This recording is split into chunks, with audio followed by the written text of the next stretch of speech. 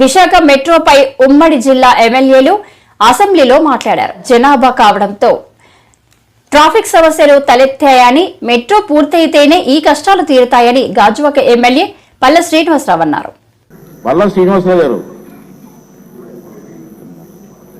ధన్యవాదాలు అధ్యక్ష. మేము విశాఖపట్నం మెట్రో రైలు పైన వేసినటువంటి ప్రశ్న అధ్యక్ష,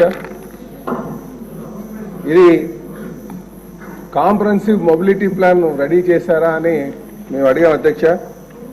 అలాగే ఈ ప్రపోజల్ ఏదైనా సరే సెంట్రల్ గవర్నమెంట్కి ఈ Visakhapatnam metro region development plan మనం పంపించామా అని అడిగినటువంటి ప్రశ్న అధ్యక్ష.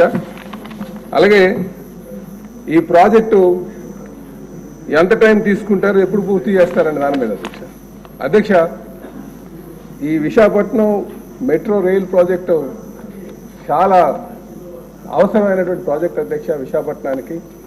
ఎందుకంటే విశాఖపట్నం ఒక చిన్న పోర్ట్ సిటీగా, తర్వాత విశాఖపట్నం మున్సిపాలిటీగా, తర్వాత విశాఖపట్నం మున్సిపల్ అర్బన్ డెవలప్మెంట్ అథారిటీగా, తర్వాత ఇప్పుడు విశాఖపట్నం మెట్రో రీజియన్ డెవలప్మెంట్ అథారిటీగా రూపాంతరం చెందింది అధ్యక్ష.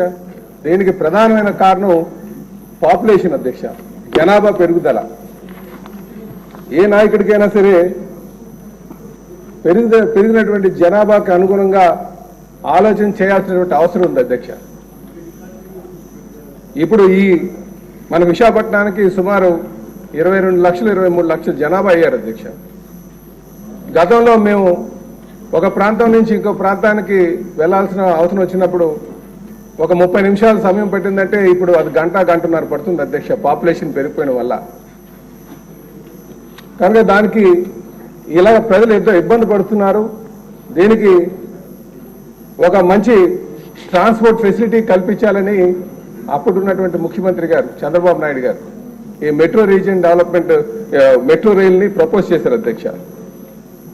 కానీ ఆ ప్రపోజ్ చేసినటువంటి ప్రాజెక్ట్ ఏదైతే ఉందో ఆ మధ్యకాలంలో ప్రపోజ్ చేసింది 2019 నుంచి 24 వరకు ఒక అడుగు కూడా ముందుకెళ్ళే. మాట్లాడితే 3 రాజధానులు డెవలప్ చేస్తాం, విశాఖపట్నాన్ని ప్రపంచ పటంలో గొప్ప సిటీగా తీర్చిదిద్దుతామని చెప్పేసి అనేక సందర్భాల్లో మాట్లాడిన అధ్యక్ష.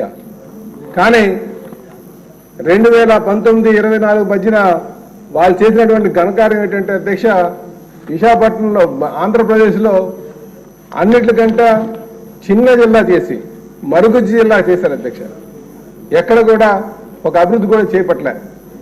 అలాగే వీళ్ళు చేసింది ఏంటంటే మాస్టర్ ప్లాన్ డెవలప్మెంట్ కింద వీళ్ళు చేసినటువంటి మార్పులు చూస్తే చాలా దారుణం అధ్యక్ష.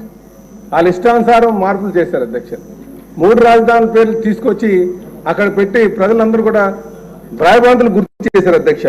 అయితే మేము అడుగుతుంది ఏంటంటే మినిస్టర్ గారిని, మీరు ఏ మేరకు ఈ ప్రపోజల్ని మెట్రో రీజియన్ డెవలప్మెంట్ అథారిటీ ఏదైతే మెట్రో రైలు ఉందో మెట్రో